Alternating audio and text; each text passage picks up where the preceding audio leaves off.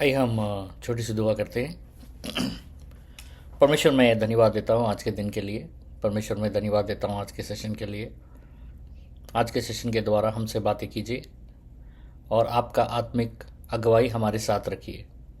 धन्यवाद पिता, यीशु के नाम से मांगते हैं, सुनिए, ग्रहण कीजिए, आमीन। आज हम तीसरे सेशन में हैं।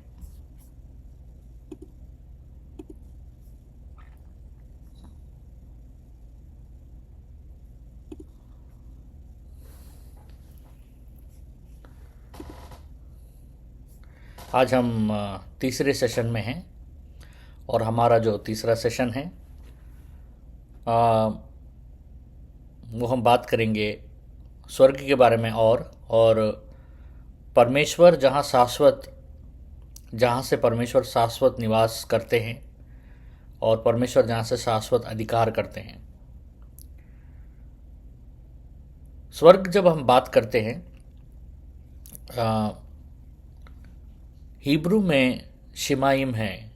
इम, शिमा मतलब स्काई, और इम जब लगता है तो मतलब बहु, मतलब बहुत है, मतलब एक नहीं बहुत, मतलब शिमा इम का मतलब होता है कि बहुत सारे स्वर्ग। ठीक है। अब ये बहुत सारे स्वर्ग जो हम बाइबल में हम देखते हैं तो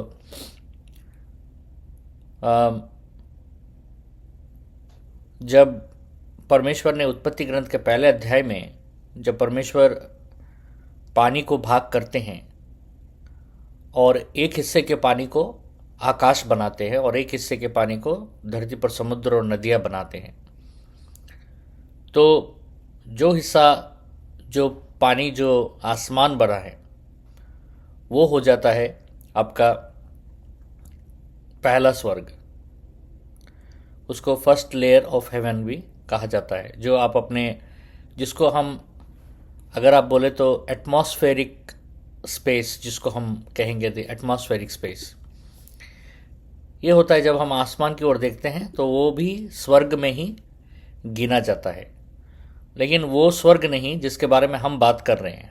हम जो बात कर रहे हैं वो इटर्नल हेवन के बारे में बात कर रहे हैं। ठीक है। अब स्वर्ग में भी इटर्नल है और नॉन इटर्नल है, समझ रहे हैं? माने अनंत स्वर्ग है और जो स्वर्ग अनंत नहीं है वो भी है। अनंत स्वर्ग का मतलब क्या है? अनंत स्वर्ग मतलब जो कभी नाश नहीं होगा, वो होता है इटर्नल। और नॉन इटर्नल का मतलब होता है जो ये आसमान है, फिर उसके बाद गैलेक्सीज, जिसको सेलेस्टियल हेवंस भी कहा जाता है, समझ रहे हैं? जहाँ पर तारे, उसके ऊपर और एक आसमान है। देखिए, पहला आसमान तो जहाँ पर आप पक्षी ये सब उड़ते हुए देखते हैं, जब जब आप बादल देखते हैं, पक्षी देखते हैं, ये हो गया आपका फर्स्ट हेवन। दूसरा, जब आप साम 19:1 में अगर हम पढ़ते हैं, तो साम 19:1 में तो उसमें लिखा है कि स्वर्ग जो है वो परमेश्वर की महिमा को प्रदर्शन करता है और जो आसमान है वो आसमान परमेश्वर के हस्तकला को प्रदर्शन करता है, the hand work of God. तो जब हम उस आसमान के और ऊपर हम देखते हैं, वही दो लेयर से देखिए, उस आसमान के और ऊपर जब हम देखते हैं तो हमें क्या दिखता है? हमें तारे दिखते हैं, चांद दिखता है, सूरज दिखता है, और ये सारी चीज़ें जो है जिसको सेलेस्टियल कहा जाता है, ये दूसरा स्वर्ग में गिनती में आता है। उसके बाद तीसरा स्वर्ग जो है, तीसरा स्वर्ग के बारे में अगर हम देखेंगे, तीसरा स्वर्ग जो है, तीसरा स्वर्ग जो प्रकाशित का 21वां अध्याय का दूसरा वचन में जब हम पढ़ते हैं, जिसमें यूहन्ना लिखता है नए यरूशलेम के बारे में कि मैं एक पवित्र शहर देख रहा हूं और उस शहर नया यरूशलेम है, और ये यरूशलेम स्वर्ग से उतरा है परमेश्वर की ओर से। जैसा कि एक दुल्हन खूबसूरती से अलंकार होती है दुल्हा को खुश करने के लिए, वैसे ये स्वर्ग को मैं उतरते हुए, यरूशलेम को उतरते हुए उस नए स्वर्ग से, नए यरूशलेम को उतरते हुए स्वर्ग से मैं देख रहा हूँ। तो ये बताया जाता है कि ये स्वर्ग वो है जहाँ पर, जिसके बारे में हम बात करनी, जिसको इटर्नल हेवन कहा जाता है। बाकी जो सेलेस्टियल हेवन है, विजिबल हेवन है, मतलब जो आंखों से आप देख सकते हैं, जो विजिबल हेवन है, उसके ऊपर जो है सेलेस्टियल हेवन। सेलेस्टियल हेवन का मतलब है चांद तारे, ये सब नाश हो जाएंगे। मैं बहुत सारे थियोलॉजियंस को कहते हुए मैं देखा हूँ कि 7 स्वर्ग है, देर आर 7 हेवन्स। अब मैं बिब्लिकली उसको प्रूव नहीं कर पाया, इसलिए मैं उसके बारे में प्रचार नहीं करता हूँ। देखिए, आप मेरे बुक्स अगर पढ़े होंगे, या मेरा टीचिंग्स अगर आप अटेंड किए होंगे कभी, या मेरा प्रीचिंग्स आप अटेंड किए होंगे, मैं अगर कोई भी वचन बोलता हूँ, मतलब मैं कोई भी अगर कॉन्सेप्ट में अगर मैं बोलता हूँ, तो उस कॉन्सेप्ट को वचन के साथ मैं बैकअप करता हूँ। मेरे सारे बुक्स ऐसे ही रहेगा। आप कॉन्सेप्ट जो रहे, मेरे बुक्स के लिखने का तरीका बहुत सिंपल है। मैं कॉन्सेप्ट बात करता हूँ जो मैं समझा हूँ, जो मुझे परमेश्वर ने समझाया है, और उसको बैकअप करने के लिए मैं एक वचन देता हूँ। तो इस रीति से मेरा मेरा प्रीचिंग्स, मेरा टीचिंग्स भी वचन, अगर मैं एक सब्जेक्ट में बात कर रहा हूँ और अगर उसका बैकअप वर्ड नहीं है, तो मैं उस सब्जेक्ट को छूता नहीं हूँ। मैं उस सब्जेक्ट को अटेम्प्ट करने के लिए मैं आगे नहीं बढ़ता। क्योंकि प्रीचिंग में सबसे ज़रूरी चीज़ जानना यह है कि हमें तो बहुत कुछ लगेगा, समझ रहे, हमें तो, हमारे मन में तो बहुत बहुत सारे थॉट्स आएंगे, बहुत सारे ख्याल आएंगे। अगर आप जब बाइबल पढ़ते हो तो आपको मन को बहुत सारी बातें लगेंगी, लेकिन आपके मन को जो लग रहा है वो वचन नहीं होगा कभी। आपके मन को जो आ रहा है, जो अभी 7 स्वर्ग के बारे में मेरे प्रोफेसर्स भी मानते हैं, मेरे बाइबल कॉलेज में उन्होंने भी प्रचार किया कि 7 स्वर्ग है। अभी तक गिनने में आए 7 स्वर्ग, लेकिन उससे ज़्यादा कितने हम भी नहीं मालूम। लेकिन मैं बाइबल में उन 7 स्वर्ग को मैं ढूंढ नहीं पाया, मैं खोज नहीं पाया। तो ये, इसका बात ये नहीं है कि 7 स्वर्ग नहीं है, इसका बात ये भी नहीं है कि 7 स्वर्ग है। मैं इसके बारे में कुछ बात टिप्पणी नहीं देना चाहता। मैं सिर्फ इतना ही बताऊंगा कि स्वर्ग, जो ये 3 स्वर्ग जो मुझे समझ में आया, जो बिब्लिकली मुझे एविडेंस मिला है, जो बाइबल से मुझे जो एविडेंस मिला है, उस एविडेंस के अनुसार मैं आपको हर कोर्स में मैं सेशंस में बताता हूँ, बुक्स लिखता हूँ। और अगर एविडेंस नहीं मिलता है तो, क्योंकि जब मुझे एक थॉट आता है तो मैं उसको बिब्लिकल एनालिसिस के ओर से मैं उसको देखता हूँ। बिब्लिकल एनालिसिस क्या होता है? बिब्लिकल एनालिसिस होता है कि वचन क्या कहता है इसके विषय के ऊपर में। इसको बिब्लिकल एनालिटिक्स कहा जाता है। बिब्लिकल एनालिटिक्स थियोलॉजी का एक हिस्सा है, जो हम बाइबल को मद्देनज़र रखते हुए मैक्सिमम परमुटेशन कॉम्बिनेशन, मैक्सिमम, अगर बाइबल उस विषय के बारे में अगर 3 से भी ज़्यादा जगह बता रहा है तो वो उसके बारे में हम बात कर सकते हैं, 3 से भी ज़्यादा जगह पर। अब बाइबल जब पढ़ते हैं ना, तो बाइबल ऐसा लिखा जाए कि बाइबल ट्रांसलेट होकर आया है हमारे पास, समझ रहे, ट्रांसलेट होकर हमारे पास आया है।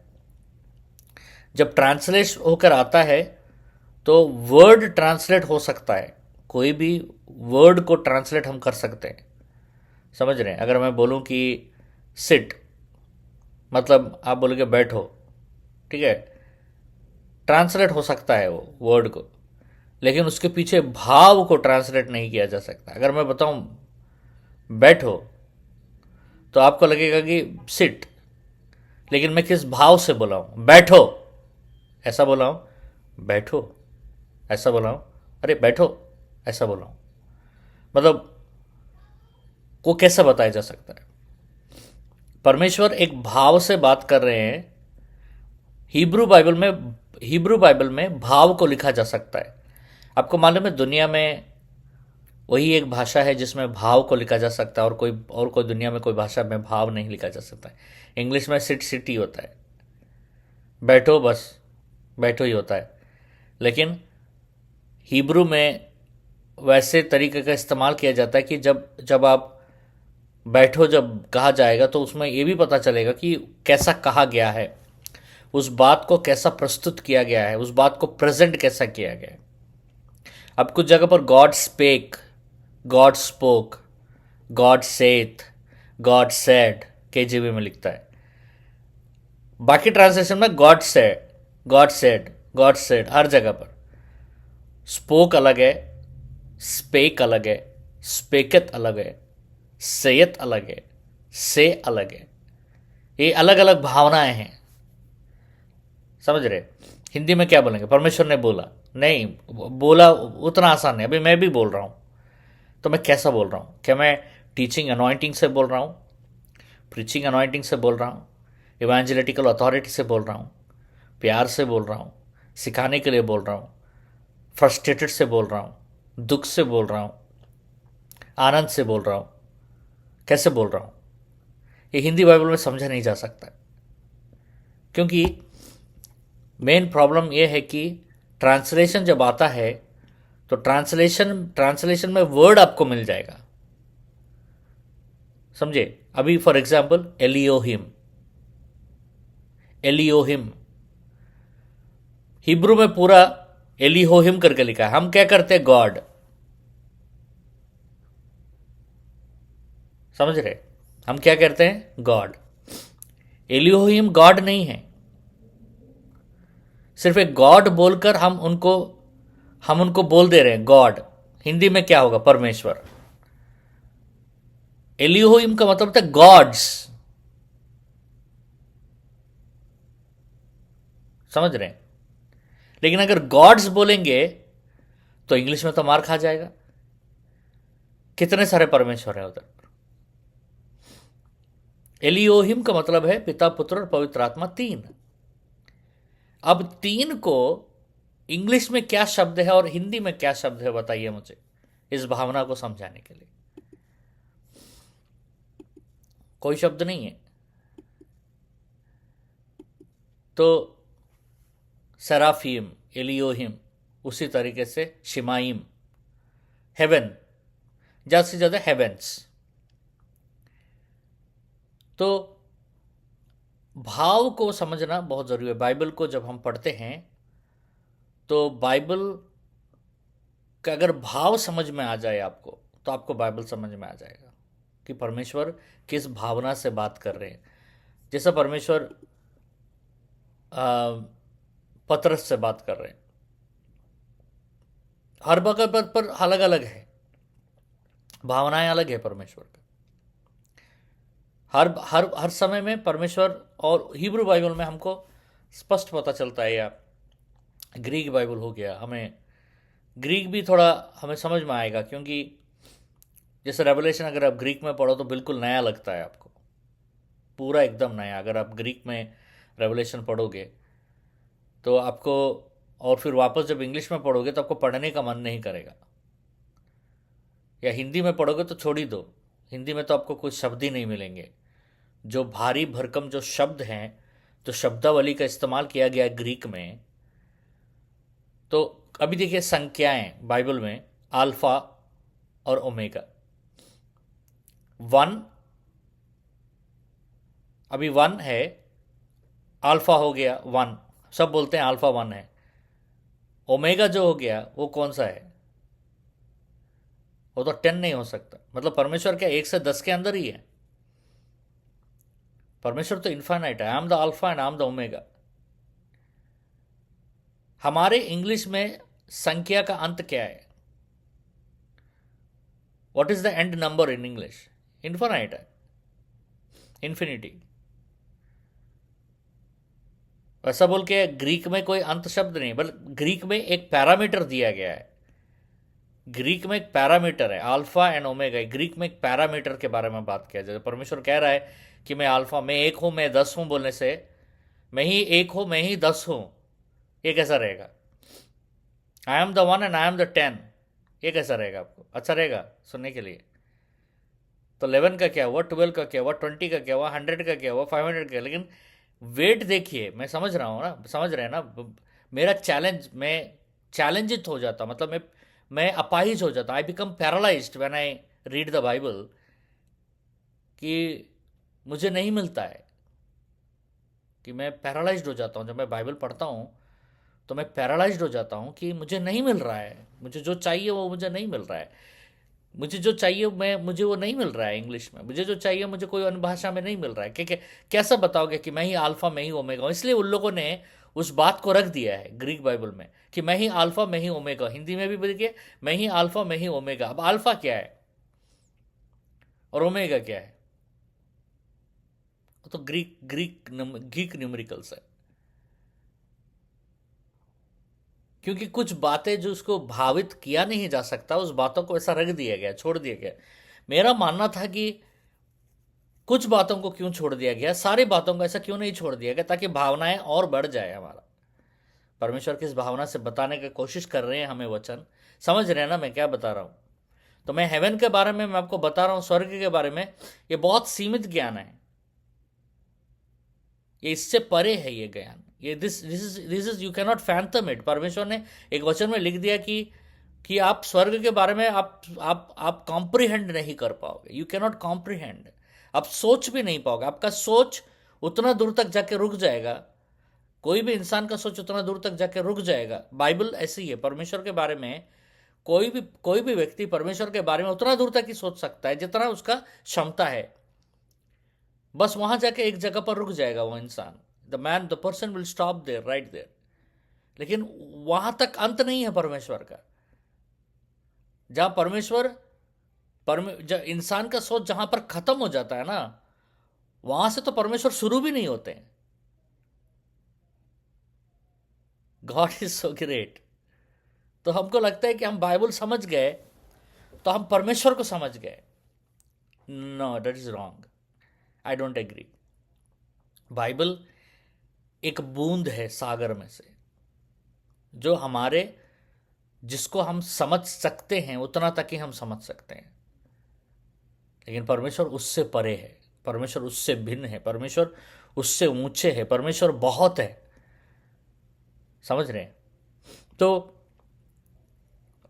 वर्ड, जब 7 स्वर्ग के बारे में मैं बात करते हुए, मैं बहुत सारी बातें हैं जो अगर वर्ड में प्रूव नहीं हो रहा है तो उस सब्जेक्ट को छूइएगा मत। ठीक है? वर्ड जितना हमको दिया गया है, जो वर्ड हमको बेसिस दिया गया है, उस बेसिस को लेके हमें चलना है। बहुत सिंपल है और कुछ नहीं। जब हम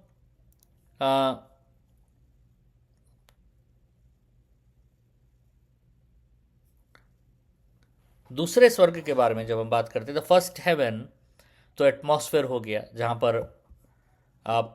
पर हमने देखा कि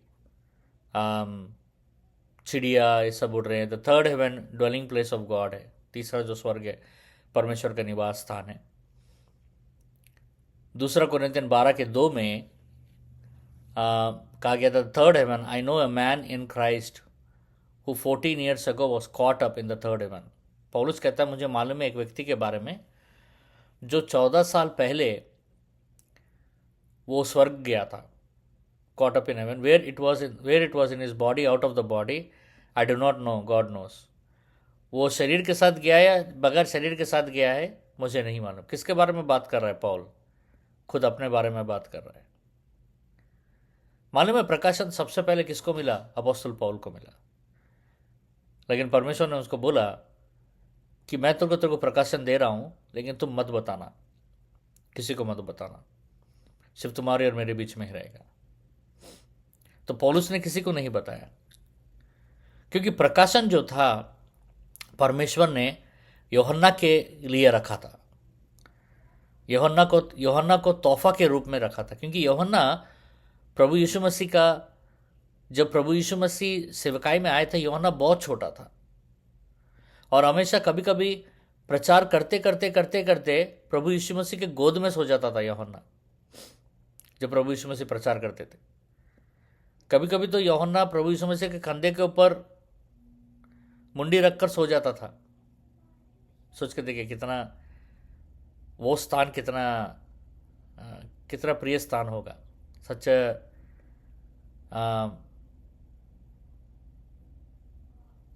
सच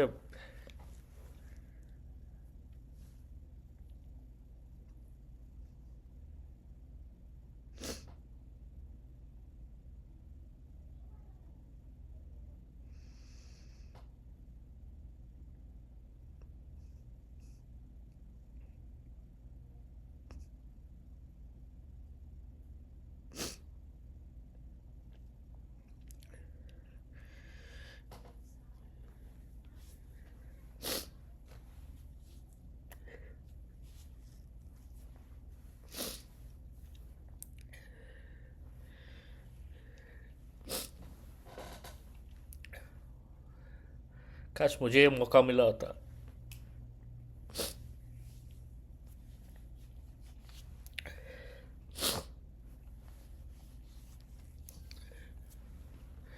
तो उनके कंधे के ऊपर मुंडी रख के सो जाता था। कभी कभी प्रभु अपने बाहों में उसको उठाकर उसके घर पहुंचाते थे। हम्म, तो परमेश्वर पतरस को कलीसिया दिया, सारे चेलों को कुछ ना कुछ मिला। यूहन्ना को लिए परमेश्वर ने सोचा, क्योंकि जब प्रभु यीशु मसीह क्रूस पर चढ़े थे सारे चेले भाग गए, यूहन्ना एक तो रह गया। यूहन्ना प्रभु को छोड़ा नहीं, क्रूस के नीचे खड़ा होता है यूहन्ना और प्रभु लटकते रहते हैं क्रूस में, और यूहन्ना खड़ा होकर प्रभु को देखते रहता है। और प्रभु मरने से पहले यूहन्ना की ओर देखकर कहता है, मेरी माँ का ख्याल रखना, मेरे परिवार का ख्याल रखना। यीशु मसीह के जितने भी भाई थे, बहन थे, उनकी माँ, सबको यूहन्ना अपने पास लेके चला गया, अपने घर। और जैसे यीशु मसीह ने उनको पाला, यूहन्ना ने उनको डिसाइपल किया। जूड को मैं एक सीरीज बना रहा हूं 50 वीडियोस का जूड के ऊपर में, देखिएगा जरूर, यूट्यूब में रहेगा। जूड को पाला, जेम्स को पाला, उनकी बहनों को पाला। यूहन्ना यूहन्ना एक ऐसा चेला था कि परमेश्वर ने उसके लिए प्रकाशन छोड़ रखा था। God, because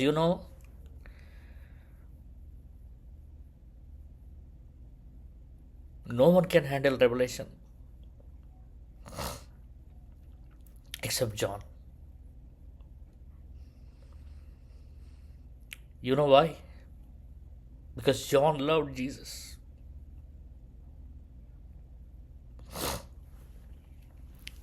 Like no one else. Everybody doubted Jesus. सब कोई यीशु मसीह को संदेह किए।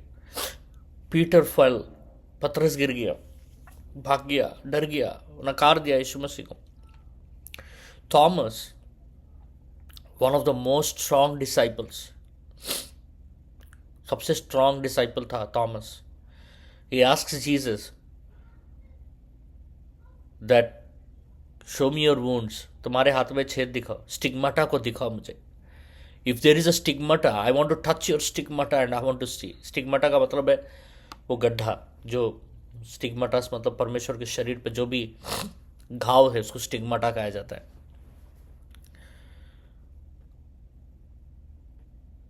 But John never doubted Jesus. John never doubted Jesus.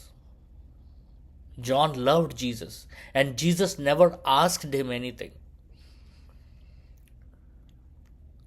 पतरस से पूछा, थॉमा से पूछा, सारे चेलों से ये हुआ।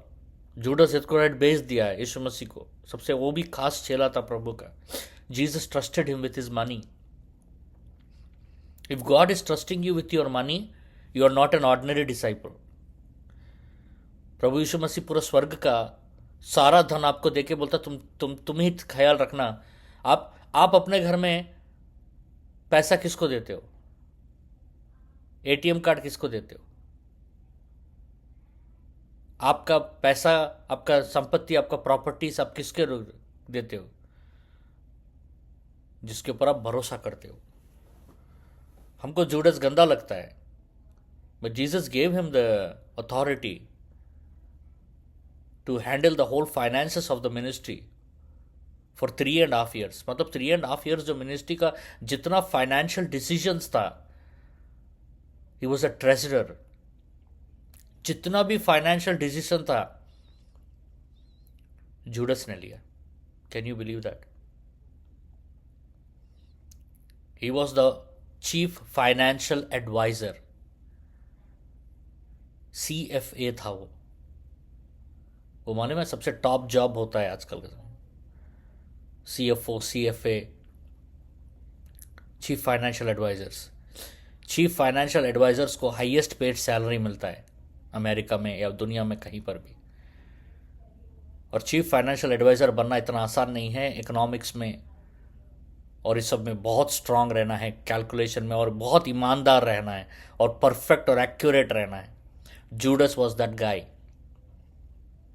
And Jesus trusted with his whole finances to him. वो गिर गया, but we never seen John falling away from God. So Jesus kept a special place for John. एक बहुत विशेष स्थान रखे। Those who love Jesus, for them God keeps a special place. जो भी परमेश्वर से प्रेम करते हैं ना, उनके लिए एक विशेष स्थान रखता है यीशु। And Jesus gives them revelation. उनका तोहफा क्या है मालूम है? Revelation. When you love Jesus, you can think that when you read Bible, why things are not revealed to you. अब जब बाइबल पढ़ते हो, बाइबल को समझ क्यों नहीं पाते हो? Because revelation is stored to the only one, to only those people, those who love Jesus. Revelation सिर्फ उन्हीं को मिलता है वर्ड से जो यीशु से बहुत प्यार करते हैं। Revelation is the beautiful gift that Jesus can give to somebody. Revelation सबको नहीं मिलता है, रेवलेशन सबको दिया नहीं जाता है। Revelation is the test that Jesus loves you. समझ रहे? नहीं तो हम बहुत जन को तो बाइबल खोलकर पढ़ने का मन ही नहीं करता है, बाइबल खोल के सो जाते हैं। बहुत सारे पास्टर्स संडे के पहले बाइबल पढ़ते हैं वर्ड बोलने के लिए। आजकल तो वो भी बंद हो गया है। आजकल यूट्यूब और टिकटॉक से देखकर वचन निकाल लिया जाता है, और ऐसे ऐसे ऐप्स आ गए हैं कि जहाँ पर ऑलरेडी प्रिपेयर्ड सरमन्स रहता है, जिसको देख के थोड़ा 1-2 बार देख लिए, वहाँ जाके बोल दिए, और हो भी जाता है वहाँ पर। क्यों मालूम है? क्योंकि वहाँ हो जाता है काम, क्योंकि परमेश्वर थोड़ी ना अपना आप को कम करेंगे।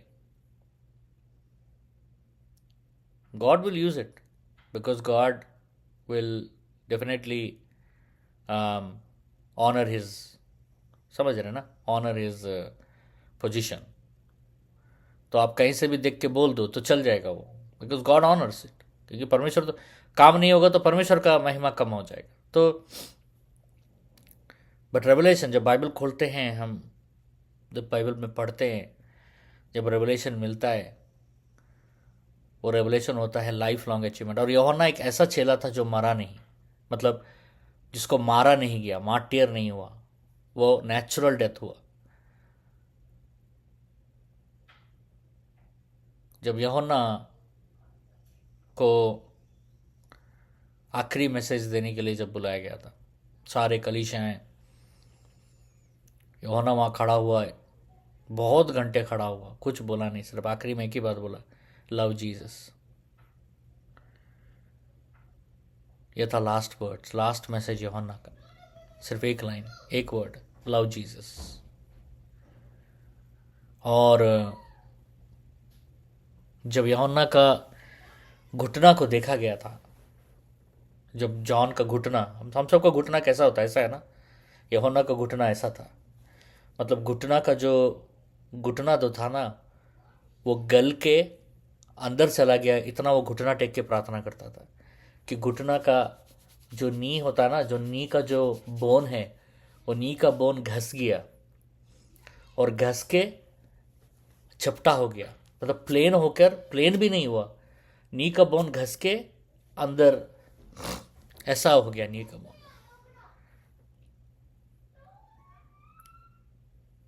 बहुत प्रेयर, प्रेयर करना एक है, प्रेयर कोई भी कर लेगा,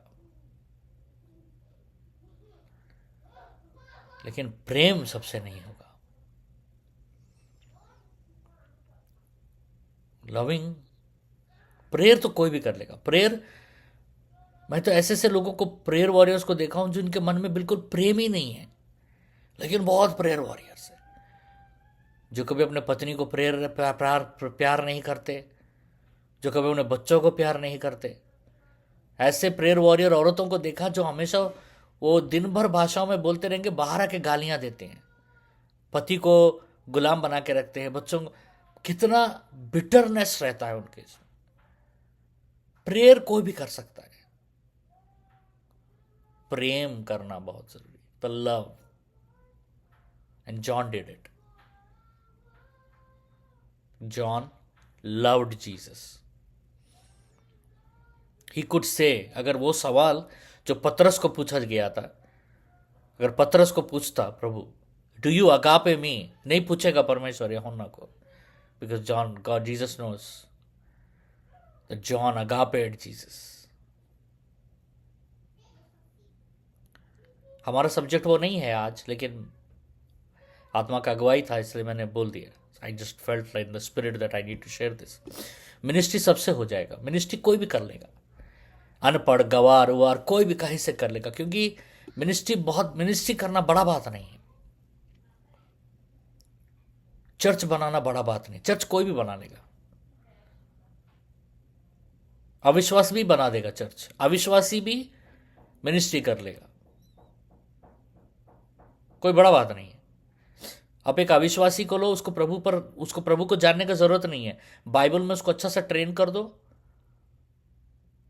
वो वर्ड ऐसा बोलेगा कि सब लोग भी आश्चर्य हो जाएंगे कि वर्ड कैसा बोल रहा है, क्योंकि विजडम एंड नॉलेज जो है वो तो है ही है, वो तो है इंसान को, वो फल खा लिया ना, वो ज्ञान और बुद्धि का फल तो खा लिया ना, वो तो है हमारे अंदर में, और वही चीज है तो हमको इतना इतना महान बना दिया सारे जानवरों में से, सारे सृष्टि में से। हम इतना महान हो गया कि वो स्वर्ग तक पहुंचने का कोशिश किए उन लोगों ने, वैसा सीडी बनाया उन लोगों ने। सोच के देखो क्या टेक्नोलॉजी था, एक ऐसा टेक्नोलॉजी जिसमें साइंस भी था और स्पिरिचुअलिटी भी था।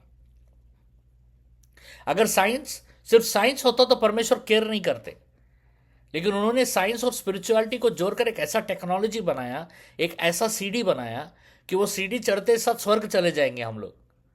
सचमुच जो स्वर्ग के बारे में बात कर रहे हैं ना, वहां पहुंच जाएंगे हम लोग।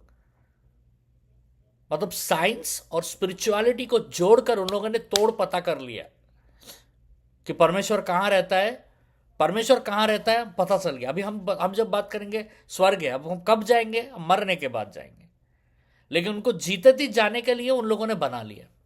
दे ओपन दैट पोर्टल, माने उन लोगों ने सीडी, मतलब सीडी नहीं बनाया उन लोगों ने, सीडी नहीं बनाया, दे ओपन अ पोर्टल। उन लोग को पोर्टल मिल गया कि कहाँ परमेश्वर कहाँ जाते हैं, स्वर्गदूत कहाँ से आता जाता है, स्वर्गदूत तो आते जाते रहते हैं ना, कहाँ से आते हैं, वो पोर्टल कहाँ है, वो लोकेट हो गया। वो जोग्राफिकल, मतलब जोग्राफिकली, फिजिक्स, जोग्राफी और स्पिरिचुअलिटी को जोड़कर उन्होंने एक फॉर्मूला बना दिया।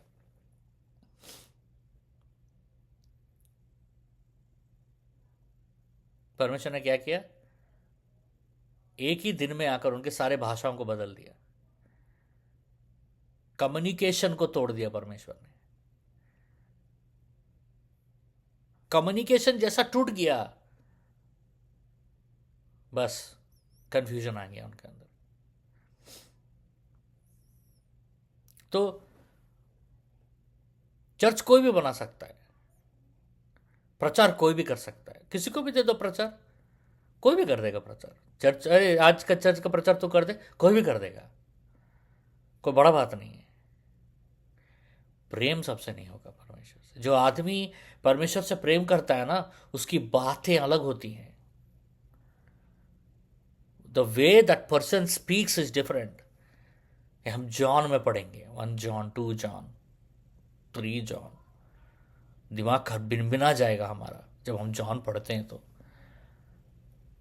जॉन तो ये बोल दिया है डायरेक्ट कि अगर तुम्हारा प्रेम परमेश्वर को छोड़कर और कहीं पर भी है तो पिता तुमसे प्यार नहीं करेगा। कितना बोल्ड स्टेटमेंट कोई नहीं दे सकता है, कोई शिष्य नहीं दिया आज तक उतना बोल्ड स्टेटमेंट।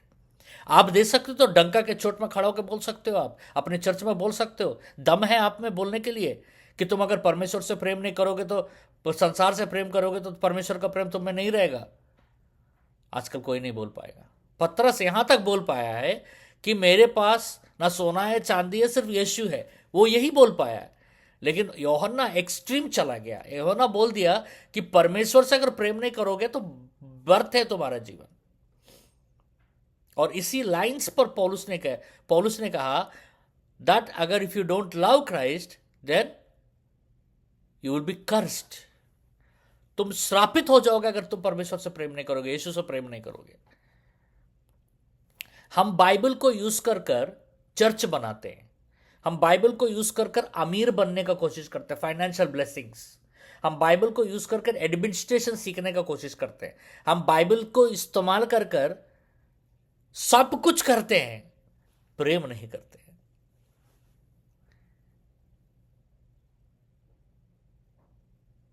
बाइबल को वहीं पर ने सेटन ने ऐसा कर दिया कि बाइबल को यूज करके सब कुछ सीखो, लेकिन प्रेम करना हम नहीं सीखते। परमेश्वर से प्रेम करना हम सीखते नहीं।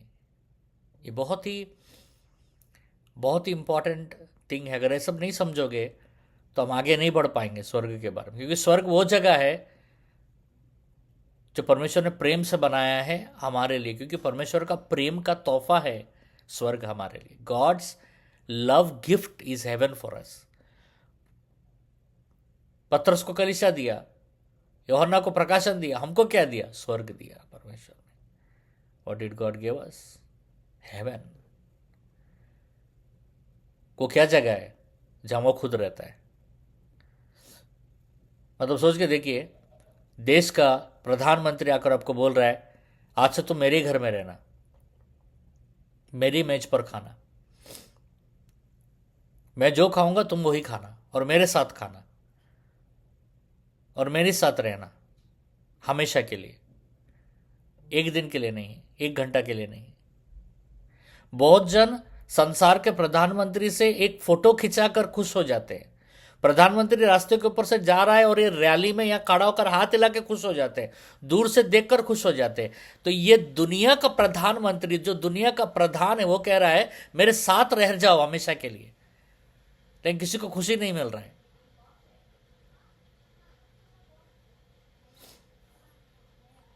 और मेरे साथ ही खाना होगा तुमको रोज। मैं जब खाऊंगा मेरे साथ मेज में मेरे साथ बैठकर खाना है, मेरे साथ रहना है तुमको, एक दिन के लिए नहीं, शाश्वत हमेशा के लिए। इससे ज्यादा मैं कुछ नहीं बोल सकता। स्वर्ग को मैंने यही बता दिया explanation. Whole book of heaven I have told you now. This is a place given to God's beloveds. O Theophilus के लिए, मालूम है? थियो जो पौलुस कहता है, हो थियोफिलस, थियोफिलस कोई चेला नहीं था बाइबल में. There was not a disciple name Theophilus in the.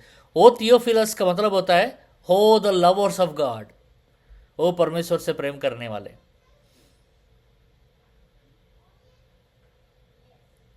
We are the Theophilus, the lovers of Jesus Christ. किसी भी मात्रा में हो, कोई भी मात्रा में, कोई बहुत कम, ऐसा नहीं होता है. हम प्यार करते हैं परमेश्वर से. We love Jesus. And for us lovers, the gift that he gave is his home. Not just his home, himself, his presence, his service. वो कहता है आओ स्वर्ग में मेरे साथ रहो, मैं तुम्हारा सेवा करूंगा हमेशा के लिए. I will serve you.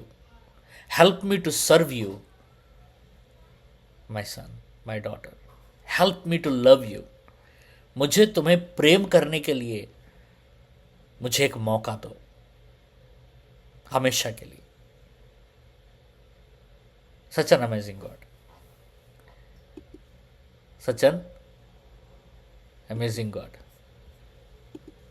God, that heaven is just not just a heaven. स्वर्ग सिर्फ स्वर्ग नहीं है, या स्वर्ग समस्त नहीं है. समझ रहे? जो स्वर्ग जिसका है वो समस्त है. किसका स्वर्ग है वो? परमेश्वर. स्वर्ग कुछ नहीं है. I am not interested in the haven. I am interested in the owner of the haven. मुझे स्वर्ग में कोई दिलचस्पी नहीं है, लेकिन स्वर्ग जिसका है मुझे उनमें दिलचस्पी है. मुझे उनसे प्यार है. मुझे स्वर्ग से प्यार नहीं है, या स्वर्ग के चीजों से प्यार नहीं है. I am not in love with the heavenly things. I am the one, I am in love with the one who owns the haven. जो स्वर्ग का अधिपति है, मुझे उनसे मोहब्बत है, उनसे प्यार है. पहला थिस्सलुनीयन 4 का 16 से 17 में लिखता है, फॉर द लॉर्ड हिमसेल्फ, स्वयं परमेश्वर. बहुत बड़ा बात है, कितना भारी है. देखिए word, for the Lord himself will come down from heaven. परमेश्वर स्वयं स्वर्ग से उतर कर आएंगे. With a loud command, with the voice of an archangel, with the trumpet call of God. And the dead in Christ will rise first. और जो प्रभु जब आएंगे, जब तुर्रियां बजेगी, जब प्रधान दूत तुर्री फूकेगा, एक ध्वनि हाहाकार मचेगा, मृत जो प्रभु में है वो पहले उठेंगे. After that who are still alive and are left to be caught up together in the clouds to meet the Lord in the air. ये हो गया रैप्चर के बारे में. रैप्चर, इसके बारे में बात करेंगे. एंड टाइम्स रैप्चर्स के बारे में हम बात करेंगे. While it's true that Bible teaches that the heaven of the heavens cannot contain thee God. आपको मालूम है स्वर्ग भी परमेश्वर, हम कहते हैं परमेश्वर स्वर्ग में रहता है. आपको लगता है कि स्वर्ग बस है परमेश्वर के लिए?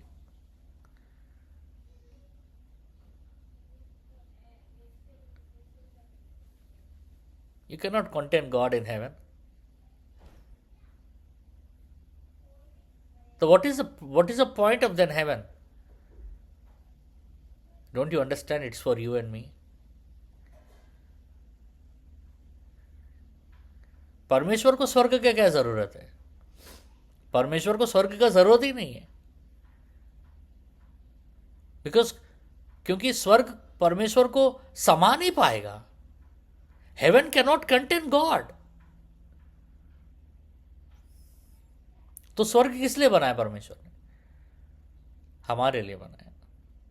तो all he created is for us.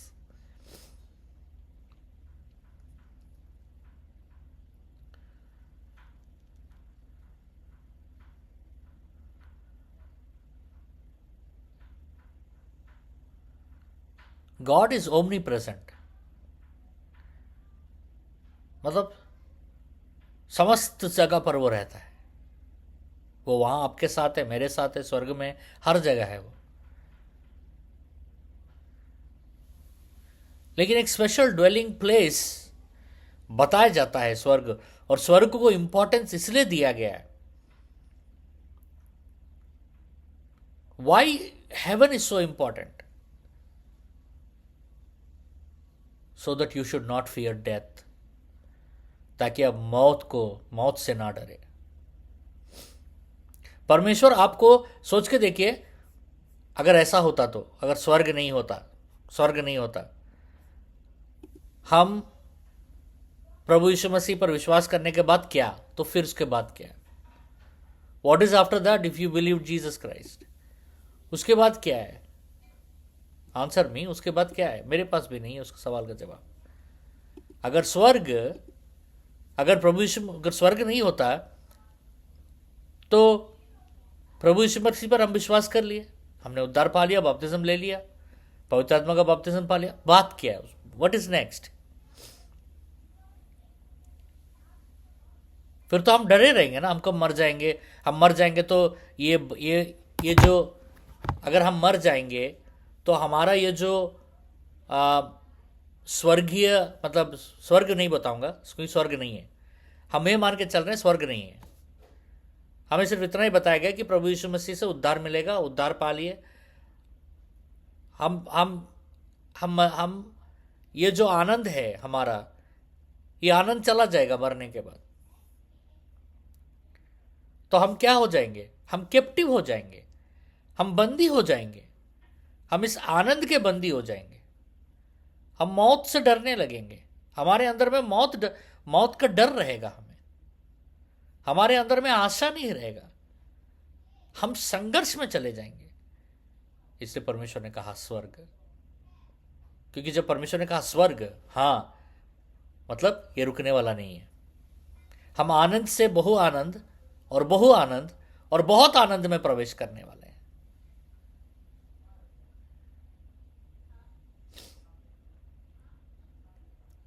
मैं जितनी सारी बातें आपको बता रहा हूं ना, आप जब स्वर्ग जाओगे ना, तो परमेश्वर आपको बोलेगा कि मालूम है मेरे दास ने तुमको बताया मेरे बारे में, यहाँ के बारे में। पूरा नहीं बता पाया क्योंकि उसको भी उतना ही पता है जितना मैंने बताया है। ये आपको याद आएगा, ये जो हम बात कर रहे हैं ना, ये वहां पर याद आएगा हम सबको। तो स्वर्ग किसके लिए अभी समझ में आया आपको? क्योंकि वो डर जो हमारे अंदर में मौत से है, भविष्य से। आपको सबसे बड़ा डर क्या है? Future.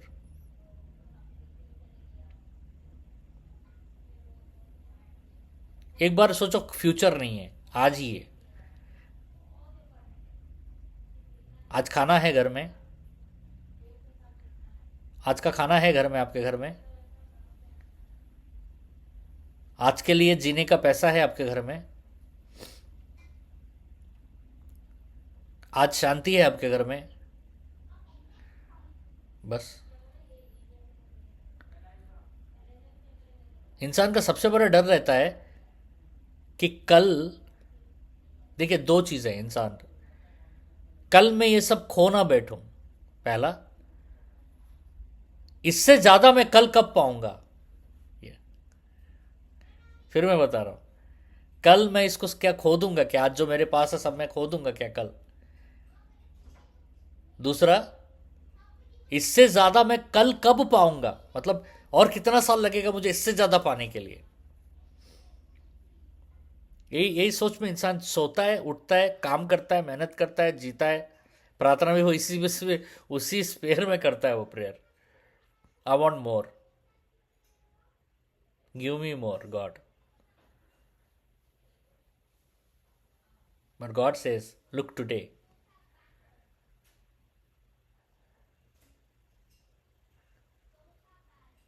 Just focus on today. आज के दिन पर फोकस करो। आज सब कुछ है कि नहीं? पानी है, गैस है, रोटी है, तेल है, सब ठीक है घर में। Hallelujah.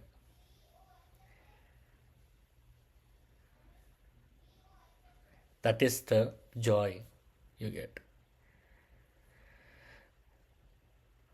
That is the Joy. मैं हमेशा जब मिनिस्ट्री, हमेशा आज भी मैं यही सोचता हूँ कि मेरे पास आज $40 है या $50 है, ठीक है, आज तो है, घर में राशन है आज, बदन पर कपड़ा है, घर है, एक छत है, आज के लिए, कल मुझे नहीं मालूम। तो परमेश्वर स्वर्ग के बारे में बोलकर हमें यह बता रहा है कि तुम्हारा कल कितना अच्छा है।